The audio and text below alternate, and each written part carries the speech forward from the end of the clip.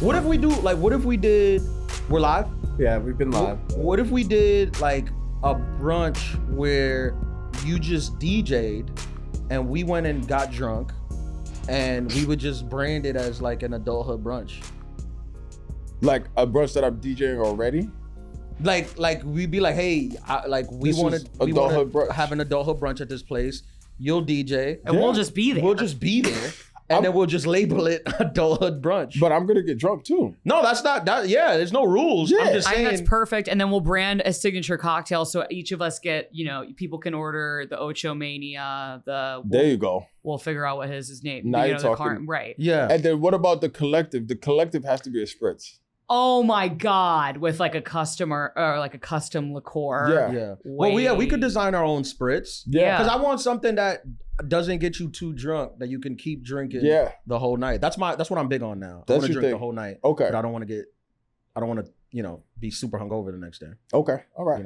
The Ultra Mania describes itself. You're gonna call out of work the next day. Yeah. It's you're calling tequila. out of work the next 2 days. Yeah. I don't mind a shot. Like, can we get like a shot of tequila and a spritz? Right now? No. Oh, I'm with you. The adulthood brunch. Oh, 100%.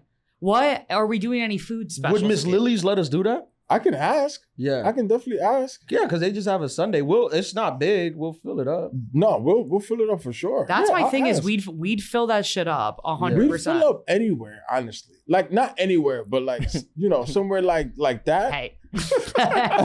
Hey. But the thing is, I want to have multiple food vendors. Like I want to have TTs involved too. I mean, maybe they could do a partnership. But God, we gotta just do a block party. Where they do jerk empanadas. Yeah. Welcome back to the Adulthood Pod, volume 126. Coming at you Sunday, September 7th. The oxtail empanada. You just dropped into us planning the. I think that's why people listen, because we're so transparent. We don't even keep things off air. Somebody was like, "Oh, like, what do you?" We were talking about editing out the podcast, and I was like, "We don't really edit unless unless something happened where nothing happened, then we'll edit it." But we never be like take that out. We'll say take out the cursing just because for the algorithm, we'll ask Johan to mute the cursing. But I was watching. Did you see the Love Island reunion a couple weeks ago? Last night? Yeah. No. Well, it came out a couple weeks ago. Oh. Yeah, it was but like it was a 2-hour reunion, but everybody like the beef. I'm not no spoiler here, but you probably would watch it by September 7th. But the beef at the reunion, it wasn't even about what happened on the show. It was them fighting over what they said on podcast. So they were like, "Oh, you went on this podcast and said that," and they were like, "Well, you went on this podcast and said that," and it was like that was all the beef on what they said on podcast. We're in a crazy era where people are really like putting the craziest shit out on the internet and like acting like they're in somebody's basement talking shit. Oh, and then they're like, what do you mean? Fully why recorded did you with say video. That? Yeah. I didn't say that. Yeah. Well, on this podcast at the 37-minute mark, you said... And it was clipped for social. But the craziest thing is that it's not collabed. just... Yeah. And storied it with a link. Yeah. But it's not just like reality TV stars. It's politicians. It's everyone, bro. Yeah. It's everyone. It's crazy. I mean, the constant demand for content is crazy. Like my career, I'm a stand-up comedian. I'm in comedy. That's what I do. I have a podcast. I say stupid, silly stuff. I'm trying to be funny. That's what I like. This is my job. I'm not out of my arena in what I'm doing here. But there's so many people who are like, they work like a corporate job and now they have a YouTube channel and they're saying the R word on their YouTube. And you're like, this is not your arena. Responsible? But you also let's be honest. Like you don't say the crazy stuff on this podcast. Like I don't think you could, if you went back 126 episodes, I don't think you could find a single thing that you said that would get you in trouble. He wanted to be an attorney. Right. I Exhibit A. It's me and Carmen is dabbling into the waters that I swim in with the saying crazy stuff on the pod, but Exhibit C. You're fine. But yeah, there's just people they go on these podcasts, politicians doing podcasts and going on interviews with people that have no idea what the politician is saying, no type of like ability to push back or question. Podcasts, a lot of politicians can't handle because they're so scripted that it's like an hour of talking. Like that's like a State of the Union level commitment in terms of like For podcasts? content you need to have planned, of questions they might ask. Like a lot of them can't handle. Well, it depends being on natural. the pod though, because now you can go on a pod where, as a politician, you're like, well, I could talk circles around this person. Like I know way more than like everything I say is like they're not gonna know. I mean, Netanyahu went on the Nelk Boys podcast and they asked him McDonald's or Burger King. Like, talk about a softball interview. And then my favorite part of that, after he was like, he said Burger King, and then the guy was like, that's the worst thing you've ever done. yeah, right. I mean, like this actively is committing genocide. This is all I'm saying is if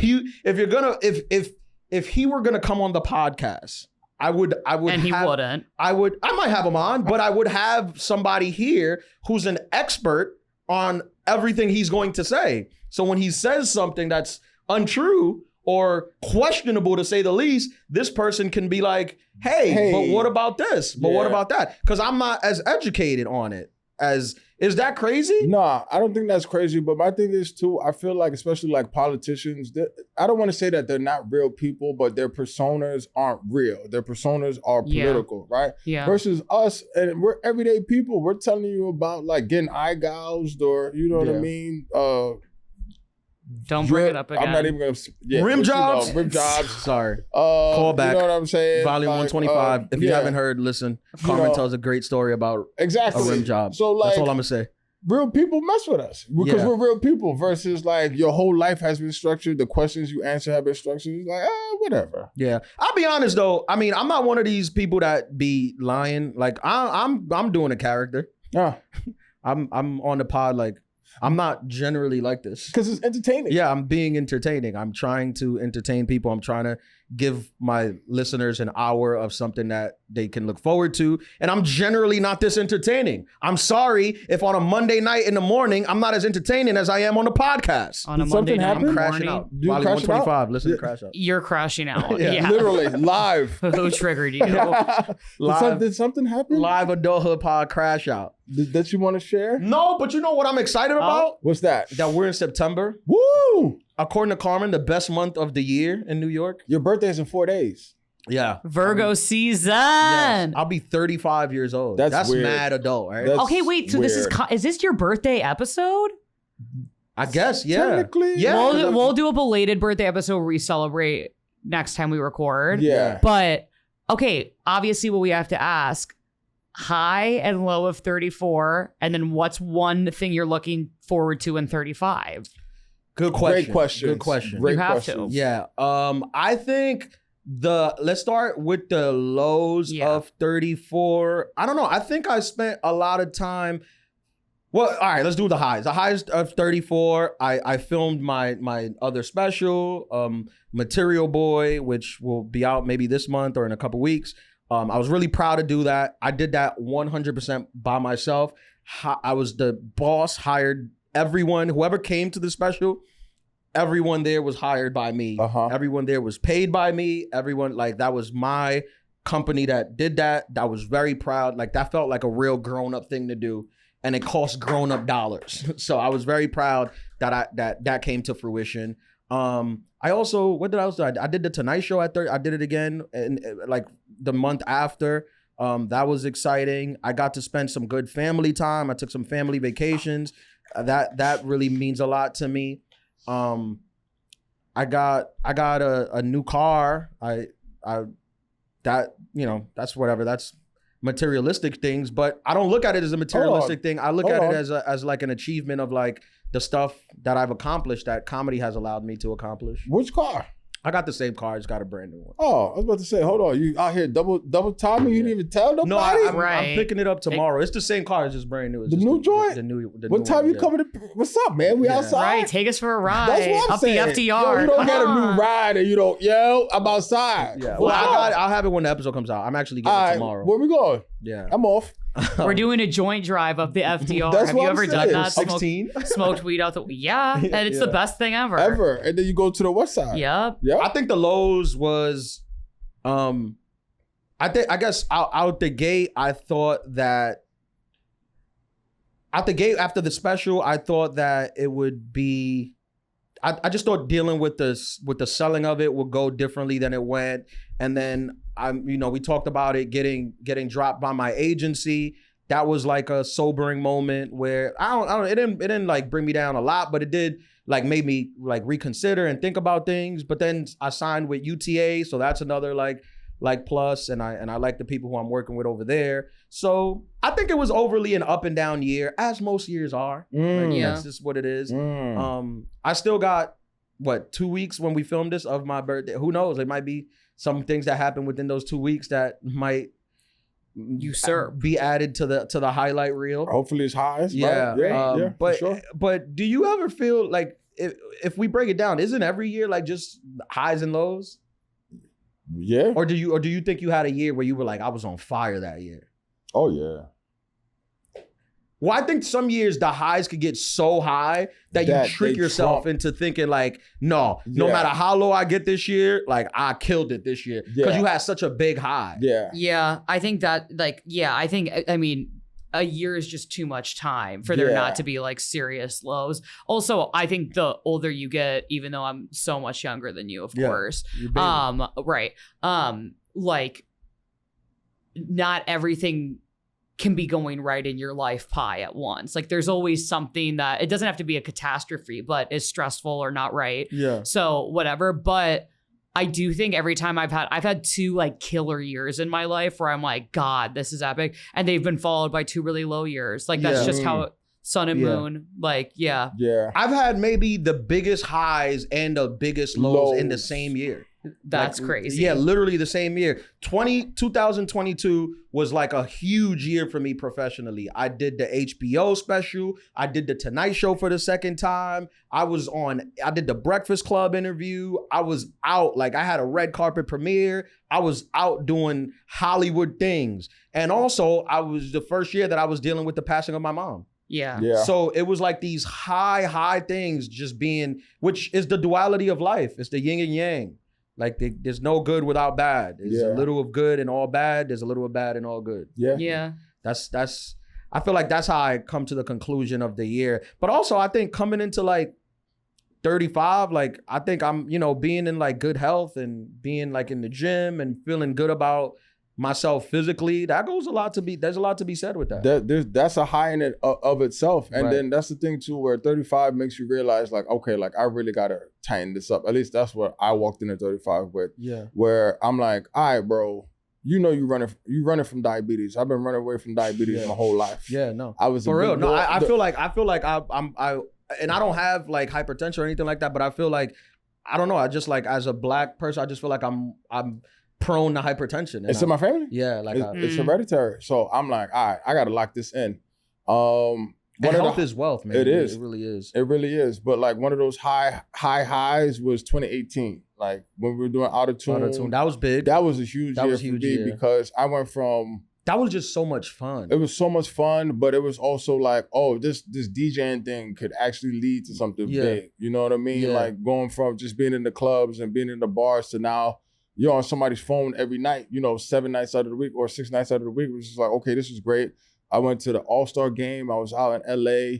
I was working every night and we were making good money on we was making money. But it was just, that was probably like the first time where I was making like solid money where I was like, okay, like this is nice. And it like, was fun. For a single guy, this is nice. And it was just more than anything, it was just fun. Yeah. Like, it was like, we worked in a very fun work environment. Yeah. Which there's a lot to be said about that. Like people who have miserable work environments, who you hate getting up to go to work, that's terrible, bro. It is. It really is. That's terrible. If I ever have a thing like a company or something, like I want to make it a good work environment. You want to make it a good work environment, which is absolutely the truth, but you also want to make sure that it is work, because there's also been environments where it's been so much fun that no work gets done, and I don't want that. That's kind of a challenge for me. But then from out of tune, I had a low where COVID happened. I had to move out of my spot. I basically got kicked out because they sold the house, and then I lost 3 of my jobs. I lost 1 of my residencies. So I went from the highest highs to the lowest lows, and then climbed back up again. And then COVID happened. Boom. and then climb back up again. So like you said, it's about like that middle ground of, all right, you know that there's gonna be highs, you know there's gonna be lows. How you gonna stay in the middle? Yeah. Right. No, yeah, for sure. I think that when you're going through, like a dark time, it almost makes sense to like be excited because you're like, well, that just means that good times. Some's coming. Yeah, because nothing stays, right? Like the same, like when you're going through a good time, you enjoy it, but you're like, damn, I know a bad time around the corner. Yeah. So I think it's important to like remain balanced and continue hopeful and just try to do better. Like I'm always trying to do better. I had the thing with like when I went to Chappelle's house, that happened. That was crazy. Like I've got to be around some celebrities who I like look up to and since like I was a kid and be around to them, not as a fan, as a peer. And that was crazy. So it's been a ride. Yeah. It's been a ride. Yeah. We wanna keep the momentum going. I think that 2025, that turning 35, 2026, it can be, I hope it's like a better year for me professionally. I think anytime like when you release, like stuff happens. Cause like even now, like I released a short little teaser set, 10 minutes on YouTube for Don't Tell Comedy, and I can see like the momentum starts to build. Like you see the comments, people are like, oh, Ian Lara, I haven't heard from you in a while. Like, because I'm not one of these people, like I like to have people miss me. Like that's why the podcast is only an hour. We could do 3 hours of the podcast, but easily I want people to turn it off and be like, damn, I want more. Same with like the stand-up. I want people to watch it and you don't know when the next one coming. I'm not a dude that's gonna release every single year. Like, so when I release, it's like, damn, this is an event. And we don't live in an environment now where like now it's just like, it don't even need to be good. Just put it out. We just need to see you. Just put it out. That gets exhausting. Yeah. I like that celebrities used to be mysterious. Seriously. I'm just wondering when the dam's gonna break. I'm like, we're just in this, like, I kind of hate like this content world we're in. I'm like, worst. It's just like as content creators, it's the worst. Yeah. Right. I think do you guys know who Michaela Cole is? No. She's a writer and she wrote I think it was a limited series called I May Destroy You, and she won the Emmy for Best Writer. And her speech was like so good, but to paraphrase, it was effectively like, she's like, my speech is for writers. It's like, in a world that equates visibility with success and worthiness, like, don't be afraid to disappear from us for a while and like find what comes to you in the darkness. And like, I really loved that. I'm like, I don't know. Like, even with posting on my own socials, I know you're in like a creator program and stuff, but like, I've stopped posting on my main like a lot just because I'm like, what's my intention behind this? Just to show my face because I'm young? Like, what is the point of this? Like, I don't know. I'm trying to pivot to write more and like just put out things I'm really proud of. I hope in a couple years we're all gonna get really fucking sick of like the way that this is done because it's obnoxious. It seems like we're heading there already. Everybody's like, we're ingesting filth. I love that quote because I feel like that is so true, bro. Even now, like I've been having conversations with some people. Like I'm about to do a press tour, and you start doing all these podcasts, these interviews. I'm thinking about like hiring my publicist again that I had for the HBO special. And I was talking to like a couple people in the industry, and they were talking about like having me like do some things, and then the people like, how do I say this? Like the people who like do some interviews, and then the people were like, oh, I don't know about interviewing him. Like, I don't think he's that enough I don't think he's recognizable enough. And I'm like, I'm not recognizable for your platform. Like look at my resume. Like, look at my resume. The lowest thing on my resume is bigger than your platform. Boom. Like respectfully, like you're saying that you can't, you saying that you have to see about interviewing me when I sat down on the couch next to Jimmy Fallon with The Rock. Like, do you see how insane that is? But now we're in a space where I also get it, where they just want views. Yeah. Like, they don't care about that. They want like, how many views can you bring to us? Like, that's what's important. Yeah. And the people who could bring views right now are eating. They're killing it. They're killing. But I mean, I post this on my social media all the time where I write, I wish I was better at social media, like from a DJ perspective, because it's just like, I focus so much on being good at the actual art, at the actual skill, like being able to carry a night, being able to, and I don't even think about like people truly realize how good it is to be like a great DJ, especially in New York, where I don't need an MC. I'm the MC. I don't need somebody to open or close. Like I'm going 5 hours and I'm going 5-6 hours by myself. I'm not repeating any songs and I'm talking on the mic the whole time. Like it's a different kind of skill set, but it goes over people's heads because they see the clips and people are doing like remixes and they're making songs and they're like, you know, doing DJ sets in the desert or in Antarctica. It's just or like on a roof somewhere. What does this have to do with the music? With the view, you're like, And I One don't thing wanna my hate- white guy friends love to do is listen to music in a place they shouldn't be. why are we in a roof? Why are we in a garbage dump? Yeah, and I don't want to hate. I don't want to hate. Great, like Subway get your money. series. What? Yeah. Right, get your money, do your thing. But I'm not gonna do that. Like, I make those. huh? I make those. Do you? videos. Yeah. Are I you get on a paid roof? a lot. I get paid to go on a roof and And get 4 cameras and get a drone. And How much do you get paid?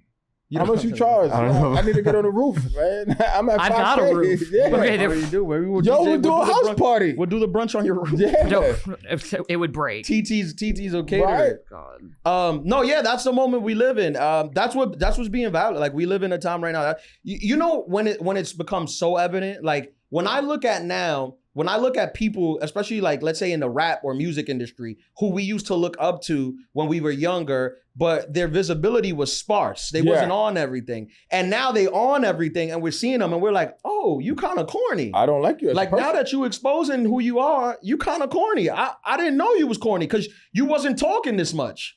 You will only do a 5-minute interview when your album released on 106 in Park. Mhm. But now you on every podcast like clout chasing and it's corny. Like it's just corny. It makes you sick. Yeah, Yeah. it is what it is. And I get their point of view because they're on the same thing as us where they're Yeah. like, we're just trying to stay relevant. But it's also like, but now everybody has to be a personality that you want to listen to or see all the time, Yep. where it's like, I don't need J. Cole to be interesting for an hour. I need him to be in the studio. Right. Like I need him to produce good music so I can run and like to it and release in that way. I don't need to listen to his stories about what he thinks about the Travis and Taylor engagement. Yeah, true. But then and he's a good guy. He sticks to it. He is. But to play He's like sexy. or to still man it, the people who did do it the right way were the clips.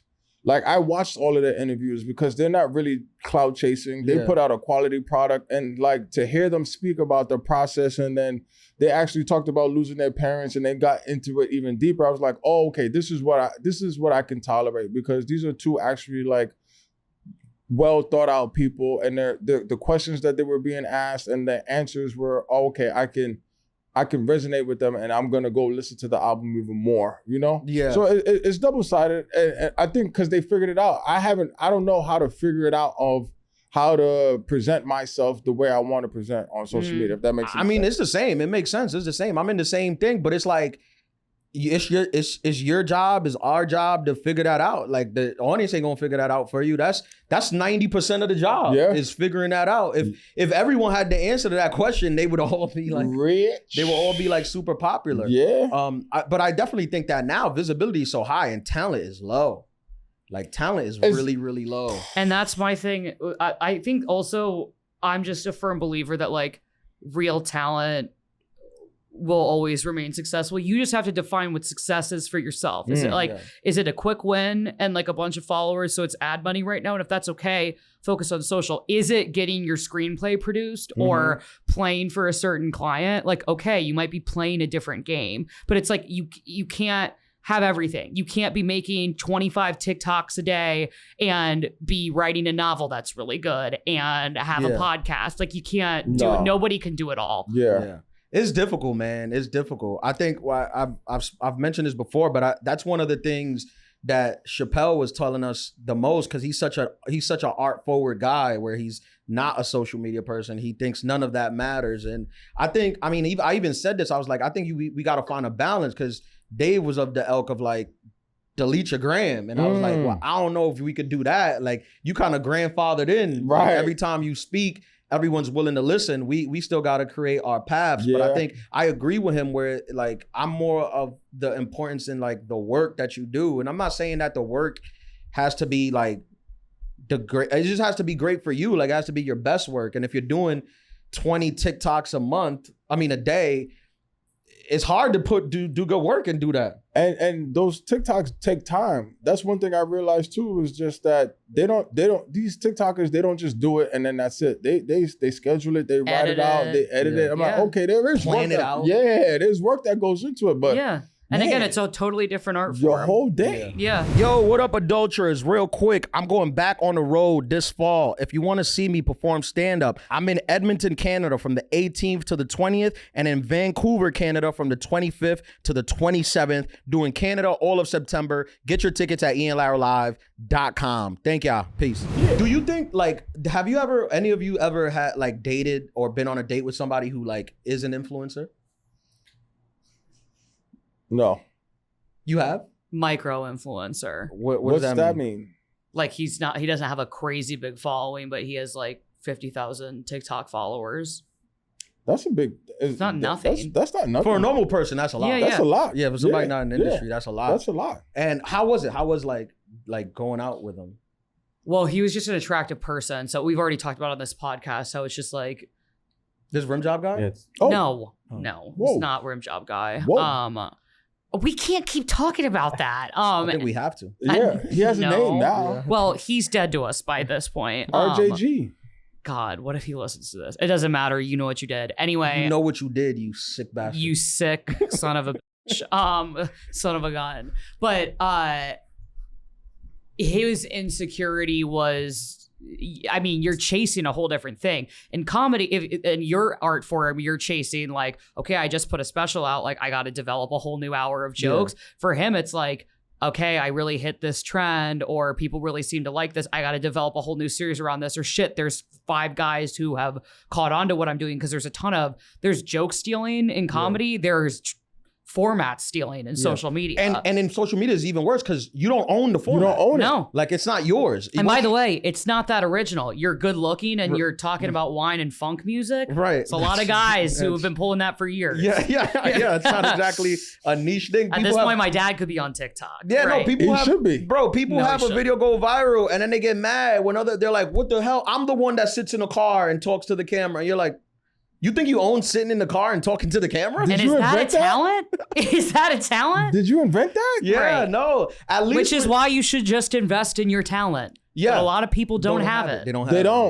They don't. At least like with me, I can say that no matter what, like I don't care how much followers you got. I don't care. You can beat me on the followers. You can beat me on the clout. You can beat me on the that. All those things. I will concede that you are better than me at all those things. But when it comes down to like stand up, live comedy in front of people who, caveat, don't know who you are. I'm not talking about you performing for your fans who think they're your friends and laugh at everything you say. I'm talking about a objective audience that doesn't know who you are, that have paid money to be made laugh. Like, when it comes to that, I'm like, I can always feel confident that like, well, that's what I do. Yes. Like, once you, if we're talking about TikToks, you're gonna beat me. That's not me. Yeah. Like, I'm trying to figure it out. But on stage, I've been doing this 14 years, almost every single night for the last 14 years. That's a lot. So that's what I do. Like, that's not what you do just because you have 2 million followers. So now you decided that you need to have a payday and do a comedy to get people to come out. And that was going to be my next thing. And you said it, that paid money. When you're doing something for people who have paid money,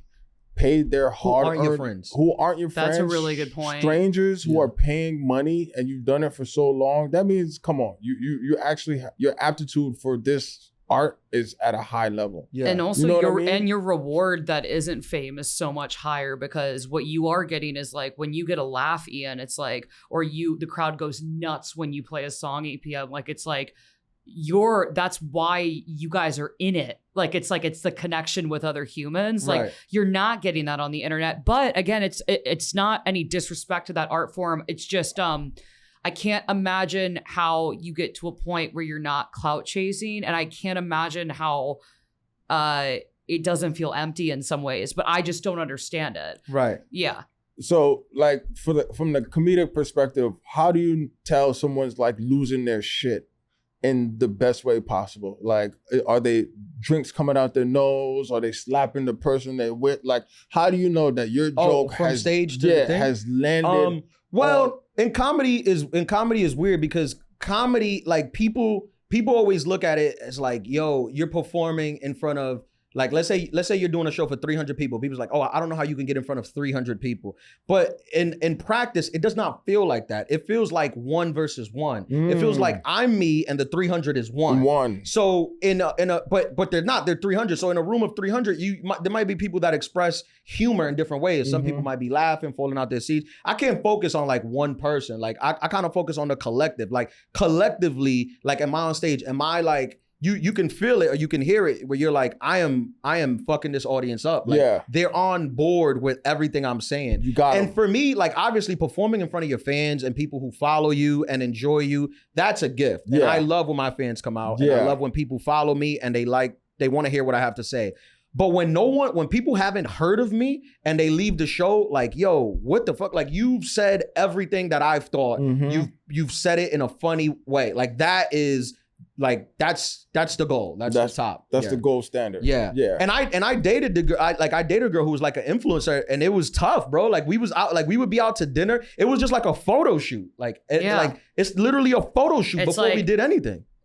And again, what I'm missing is like the lack of human connection. Like I think what you talked about, and again, I'm sure you experience this as a DJ where there's rooms that are like versus rooms where it's like every song you play, it's almost they're like oh, this just keeps getting better. To me, like the best thing you can get out of live performance is like it feels like the audience is on your side, aka like we are all in this to have a good time. What together. Better night is there than that, than walking out and being like everybody in this room for the most part was thoroughly entertained. A good time. Yeah. Including the performer. Yeah. You can feel that, man. You can feel it. It's just the energy that you feel. Like sometimes humans need it. Yeah. Like sometimes you on stage and you just feel like, even though it could be 300, it could be 1,000 people, and you just feel like, yo, we're locked in. Like we're connected. Like what I'm saying, I know I'm reaching these people, and I know they get it, and I know they agree. Is there a time where you know you're gonna have a great set and then you actually have a great set, or that it even exceeds your expectation? Well, most times when my energy is that I'm gonna have a great set, I don't. You don't? No, I don't think that's a good energy for a comedian to have. I always like that. Sometimes they'll line up. You have a couple good sets, and you start to think that you're hot shit, and then you go up and you're like, I was too cocky. I couldn't connect with them. They didn't believe me for some reason. Like they didn't. You got to come in. You wanted it too much. Yeah, you got to just remember, like, do your stuff and be yourself. Don't get over arrogant. Don't get over cocky. Because other audience laugh doesn't mean that this audience is gonna laugh. Like you got to really like do your stuff. I mean, sure, there's been times where I'm like, oh, this is gonna be good and it'll be good. But there's been times where I'm like, this is gonna be bad and it's been great. Okay, that's like that happens more. Where I'm like, this is gonna be so bad and it's great. Okay, for me, it's not even an arrogant thing, but it's just like I'm in such a great space that I'm just gonna vibe. And then usually what happens is I catch them, and I catch them early too. And my gold standard is when somebody's like, "Oh, that's my shit." Yeah. And but the person you least expected, like whether it be, then you need me in the crowd. I'm very big on DJ feedback. Oh yeah. Well, she's a white woman.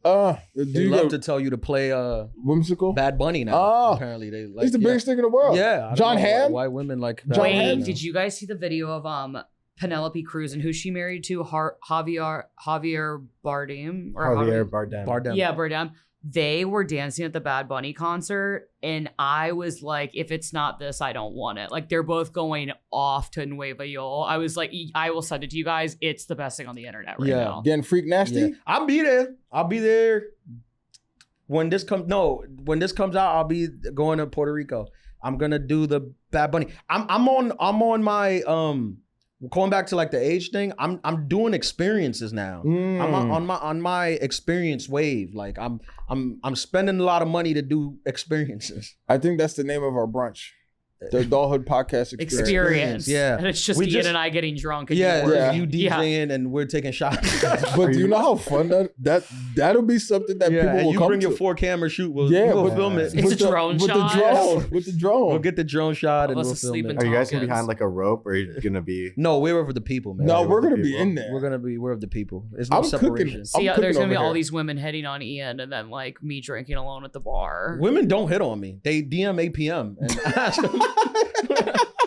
I'm not falling into this trap. No, it's the truth. I get mad. I get upset. I'm like, why am I the buffer? I'm like the buffer. Because everybody knows you're cuffed. Oh, touche. Yeah, because girls was, I feel like that, because I feel like girls were hitting me up about you and they haven't in a while. That's good. See, my friends have hit me up about both of you, but obviously... She's never relayed the message once. So friends, if you're listening, you got to go over her head because she doesn't want what's best for you. No, I do. That's why it hasn't crossed your desk. Thank you. I appreciate it. What'd they say? Nothing you haven't heard. We're here. Come on, don't do this to me. You know I need it. You know what they're saying, Ian. No, I don't. That's why he's asking. Yeah. The people want to hear. I'm not asking. They think you're both handsome, and I'll leave it at that. Oh, that's nothing. And charismatic. Thank you. I thought they wanted rim action. Oh. Sorry. I'm out of spenders. You know what? You wonder why I don't. Yeah. My friends don't cross your desk. No, so what topics do we got today? Go ahead. I was going to bring up a question for you guys. Please. Okay. So I was, I can't explain the circumstances, but I was like drinking alone with this owner of an Italian restaurant. That's explaining the circumstances. What? But you can explain why. Why I was, it's not important, but. Okay, hold on. You're drinking alone. Owner? At an Italian restaurant in my neighborhood with the owner. After it closed? No, it's open. Like me and the owner were drinking. I was there by myself. He was chilling with me. Gotcha. We're dicking around. Is he older? Yeah, this isn't a romantic situation. We were just kikiing. Anyway, a dude comes in. He's probably around my age, like late 20s, and he's like a little nervous. And he asked me and the owner, and he's like, what table do you think would be good for a date? Like, it's very clear that they have not hooked up, but he's taking this girl seriously. It's probably the second or third date. And so I hook it up. I'm like, well, it's a little cold outside today. Like, you probably don't want to sit by the window, but you want her to be like in this lighting. We, set the scene. I hope you told him about the podcast. I hope you told them. And for future reference, I work on this podcast that will literally tell you everything you need to know about going on a date. His demographic did not give. You have no idea what the adult Our demographic is You'd be universal. Shocked. You'd be shocked. First of all, shout out. Damn, I forgot her name. I saw her. I want to go back to your story, but I saw her. What city was it? Minnesota. I forgot what city. Older white woman came up to me. I drove 3 hours to come see you. I'm an adulterer. I was re-listening to the pod as in the car. Cute. I'm dying laughing. She's like, I brought my friend. She's never heard of the pod. She's dying laughing on the drive here. And a friend is like, yeah, I'm a fan now. You guys are funny. I'm so sorry that I forgot your name and I forgot that city. I live a very interesting life and sometimes I forget. And we're like Lady Gaga, right? How? We're for the gays. And you try to not emphasize, but you try to say that we weren't for the gays and we're for the gays. No, I'm just making sure if you're going to be for the gays, we're saying all the right things. No, gay people love us. Lesbians, not so much. Yes, but the gays, big fans. The best compliment I ever got was from a gay guy. Yeah, no, they're good. What'd he say? I was devastatingly handsome. Devastatingly? You are devastatingly handsome. That's a great way to describe your look. Okay. What? Let's go back to Ian's like, what were your friends saying? Okay. I know. She's like, I can't tell you what your friends are saying. Because I know how it's going to be received because his eyes light up and he's like, oh my God. How do I receive He's it? so bashful with attitude. Oh my gosh. I don't know how I've built this reputation. But let's go back to your actions. Anyway. Yes. So guy walks into the restaurant. He's nervous about the date. Me and the owner set him up for success. Date walks in. Again, it's very... 7? What? I'm not responding to that. Her. Why can't you She's a beautiful girl. This is a girl you've made up in your head. You can make up a number. She's not made up in my head. She's saying a real could be. No. Okay. Anyway, she was a beautiful girl. She looked great. Like the Don't you want to know what it was? She just so you can... I walked in and the owner said bellissima. I can't listen to the story until I know. He's Italian. You know they're handsy. Yeah. So anyway, very grabby. Girl sits down. It's very clear that they have not freaked yet. Like they've definitely kissed, but their body language was not giving that intercourse has happened yet. Okay. It was just he was excited and it was a little awkward. Ooh. He orders to start the meal 2 glasses of Prosecco. One for him, one for her? Yeah, I thought that was a weird move, and so did the owner. What do you guys think? To start the meal. First of all, I need more context on the girl. Just so I know the drink. Now, are they both white? These two people were white. Two people were white. Is the girl out of the guy's league? I'd say they were pretty evenly matched. And what would you rate the guy? He's not my type, but he's a good looking dude. He looks like a finance bro. He's a finance bro. Tall? Okay. Slick He was back. probably 5'10", 5'11". Okay, Yeah, 5'8". He had some gel in his hair. One of these dudes. Yeah. Okay. Slick back. And she looked nervous too. They were definitely excited to see each other. Okay. Yeah, this is probably like, I would say second or third date, but maybe they had met through mutual friends was the vibe I was getting. And they ordered a raw Prosecco, just raw dog. He just ordered, two glasses of like effectively like No champagne. spritz. No spritz. Was he Prosecco to the table. No. I thought that was serial Was he killer. wearing a button down? He was wearing a button down. Loafers. Loafers. Finance bro all the way. Yeah. Yeah. Vest? No not vest. Not Okay, vest. okay, He's- okay. But it's still he's a warm babe. out. Okay. Right. Yeah. All right. No Prosecco though. Come on. Didn't What are I we was doing? like, What? and the owner said something. He's like, "You're making a face" with this Italian accent. I was like, I think that's You're making a face. basically. You can do Italian. That's one of the races you can do, and it's fine. I have accepted. Italian in my bloodline, so you're Yeah. allowed to do it to Universally me. accepted. No, yeah. If I was to do Chinese, we'd have to shut down the The podcast. whole thing. Making They a might face. turn off And YouTube. the owner agreed. I was like, you know what that drink's telling me? He goes, they have not slept together yet. But And I was No, like, Prosecco. What are you doing? Hold Prosecco? on. What are you doing ordering Prosecco? Please, Does she- expound. But wait, because maybe she likes Prosecco. Maybe it was a conversation they had. She was like, "Oh, I only drink Prosecco. Prosecco. That's possible." it was just so awkward. No, she had glasses of white wine by the time we were done. And I think she had a martini or a You espresso think he was martini. trying to be like, "I know women"? Sophisticated? I think he was trying to be like, dinner's on me tonight. Oh, like get trying us to two be glasses like, of Prosecco. yeah, I was like, You this might is- as well order the Sierra Mist. Ian, You're welcome. you just, that I was the know. best thing that happened to me I today. know. You're welcome. I didn't know how else to put it. Yeah, that's how you put Gentlemen, champagne is only appropriate. Honestly, if you're like, there's nothing cornier than champagne when you haven't been inside of me. Like if you're my boyfriend and I had it. That's a T-shirt. That's a really good, That's a t-shirt and a hat. That's the first one.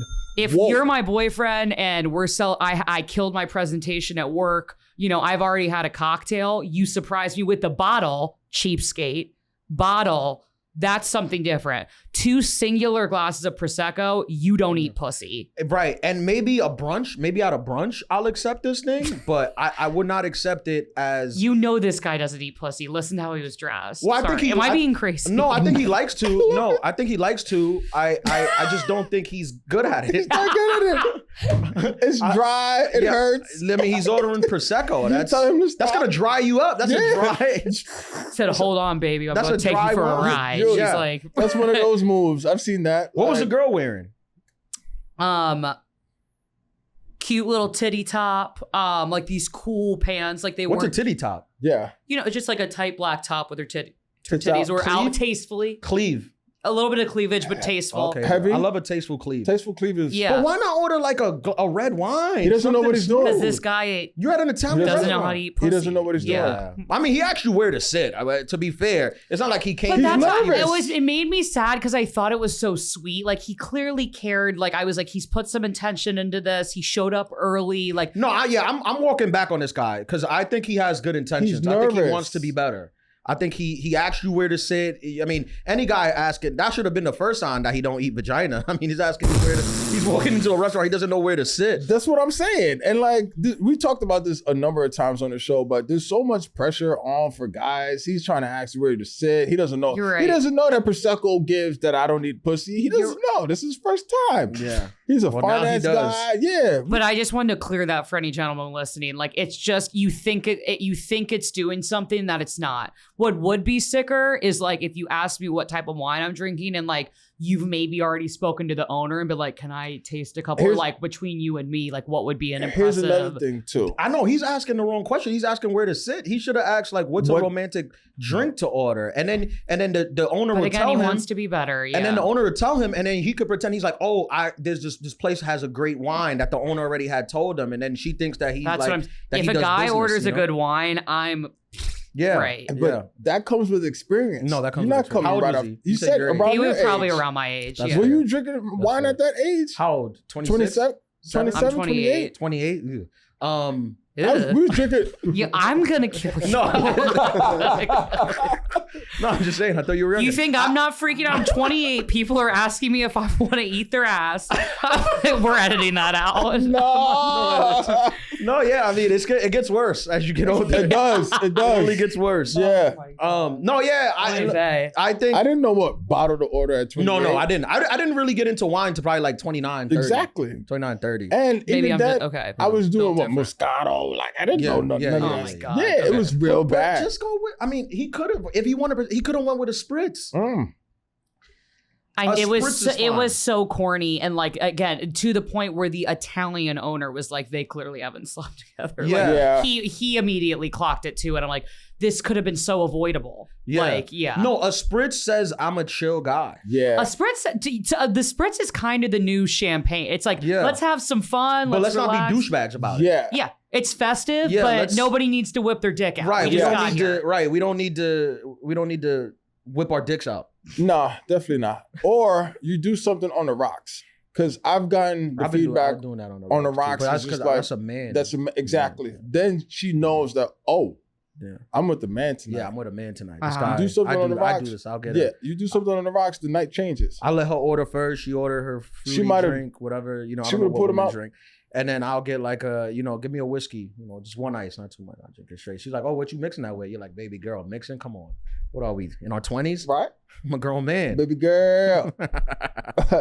Let's go. Where we at in time, John Mayer? 5106. 5106. Let's do some DMs. Yeah, holy Damn, shit. Tonight's flying. We're just Okay. chit-chatting over here. Okay, let's start with a DM from... Oh, wait. Because we started recording early. So maybe... We're at 45, maybe. Okay. So, yeah. Let's start with a DM from a listener who wants to go by Tay Tay. Tay, shout out to Big T. Taylor Swift? She said, hi, with a million eyes, boys and Carmen. I feel bad You're for the only one that gets named. We're just the boys. I know, it's my podcast now. BBC. Right. What? Boys, Carmen. Okay. Oh my God. Okay. Hi, boys and Carmen. I feel bad for even writing this, but like, I don't reading it with a Puerto Rican accent. because that's how it's written. It's Puerto Rican flags in it. Okay, what?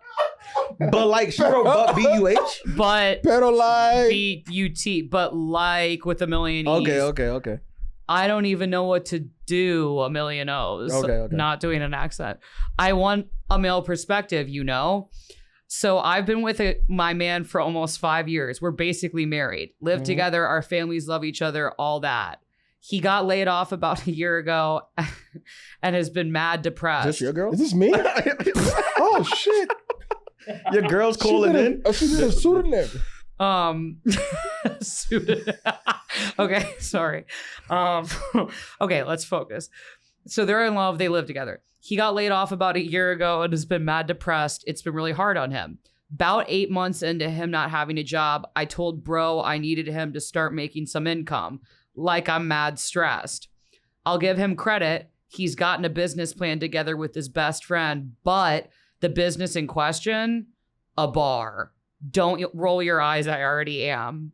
How do I tell my guy I don't trust or believe in this business path without hurting his feelings? I don't think you can do that. You can't just knock down. Look, there's plenty of good bars that become successful. Who are you to be like, no, the bar is not going to work out? But I think I would like to know how old they are because, look, Chris Rock has one of the famous lines. He says, I think it's in Kill the Messenger, his special. He's like, when a man loses his job, the clock starts from when your woman's gonna leave him.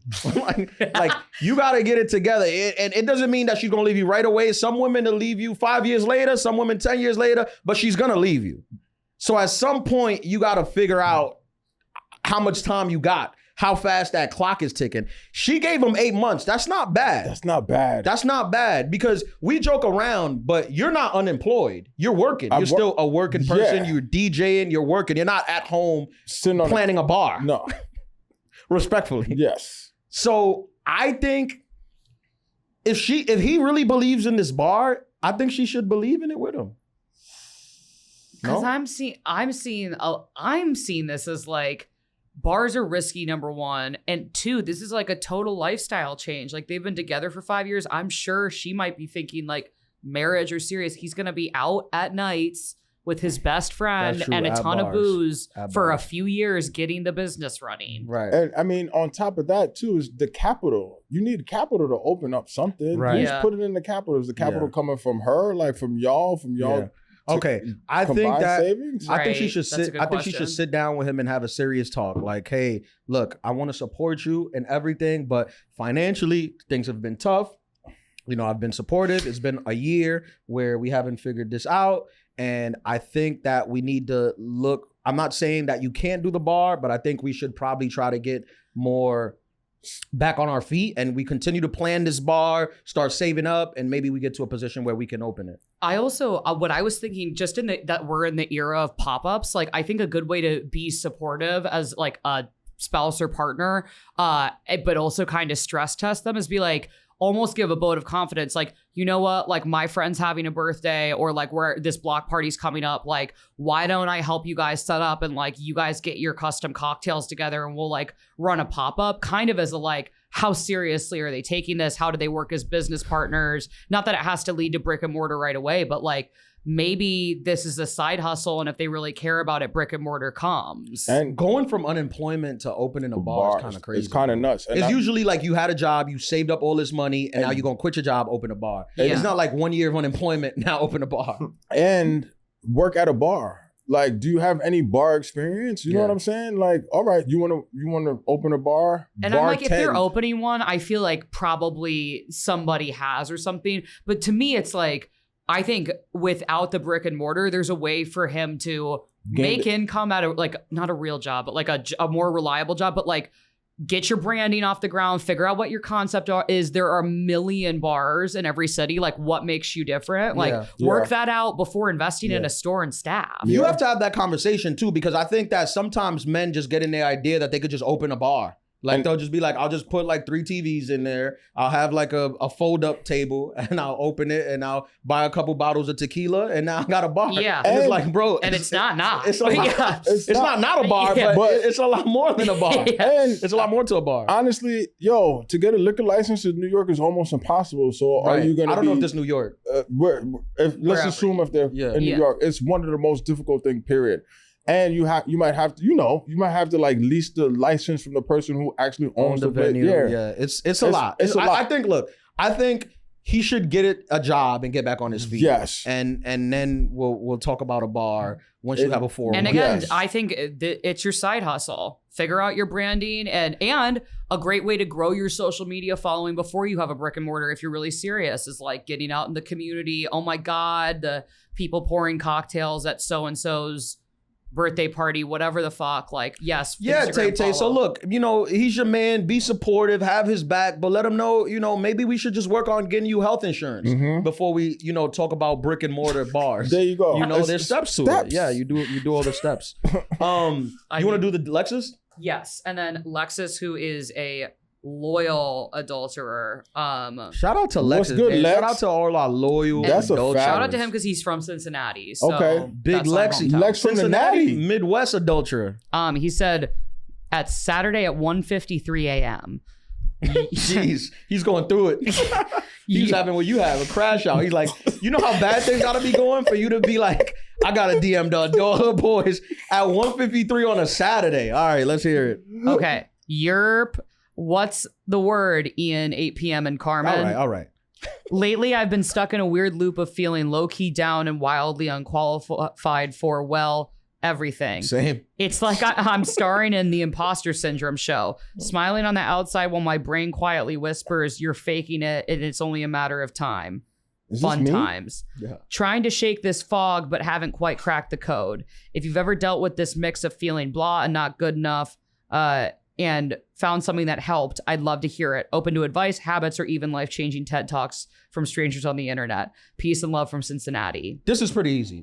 I can tell you the steps. I'm in this. Yeah, I mean, same. I can tell you the first thing you got to do is, and I know he hit us up on Instagram, get off Instagram. Oh. You got to get off Instagram. You got to delete it. Once you're going through this, you cannot be on Instagram. No. You have to take at least a 90-day break. I promise you, you can take a 90-day break from Instagram and do nothing else. And I guarantee you that in a couple weeks, you will find your mood to be better. If you do nothing else except delete the app from your phone, you would be better. I say, I'll give you 2, then you can have Step 1. I'll give you 2 things. Delete your Instagram, get off it, take 90 days of I'm not gonna do Instagram. I'm gonna focus on being in the moment and being myself and being an actual person. And 2, start working on your health. Go to the gym, make it the thing. I'm gonna get off Instagram, I'm gonna go to the gym.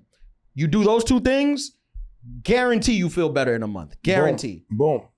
You can have it. You took my thing. I was gonna say, you gotta go to the gym. You have to go to the gym. You have to like exercise. You gotta get like that energy out because it's energy. And I'm not saying you gotta become a strongman competition. No. You can go to the gym, walk 30 minutes on a treadmill at 3 on incline. Or nothing crazy. What I've been doing is walking outside. Walk outside is great. Outside in nature. Nature walks are great. No social media. Honestly, leave your phone and just like experience it all. Like you gotta like center yourself. You gotta ground yourself. You gotta get right back to basics. Eating right. Yo, cut out fried food. Eating right. You gotta cut out all of that. Like all of that stuff is toxic. Sugar, cut that out. And like just get back to natural.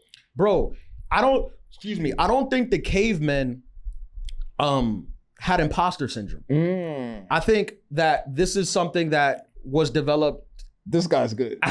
With us, we've developed this because of this ecosystem we created, and we were talking about it early on where everyone, bro, I can't even, I'll be on the road on a Saturday. I'll have a great show. Killed it. I get off the thing. I'm feeling like a god. I'm like, I can't believe that I had this dream to do comedy. And now I'm in the middle of this place that I never thought I'd be. And it's a full house and everybody's laughing and all these women want to sleep with me. That part was in my head maybe, but you know what, I'm flowing. You know, I'm feeling good. And then I'll open up Instagram and I'll start scrolling and I'll see my friends. They're performing in arenas. They're at Madison Square Garden. They're in a private jet. And I'll be like, my life sucks. And it's all fake. You have to get off Instagram. You have to. The only reason I don't is because they say now you need it for my career. But if not, I would be I'm just waiting to get a level of success where I can just be off of it and have somebody handle it. I think it's all due, the imposter is all due to social media. 1000%. I think you got to trademark that. Which part? I don't think that the caveman suffered from imposter syndrome. I had goosebumps. This guy's good.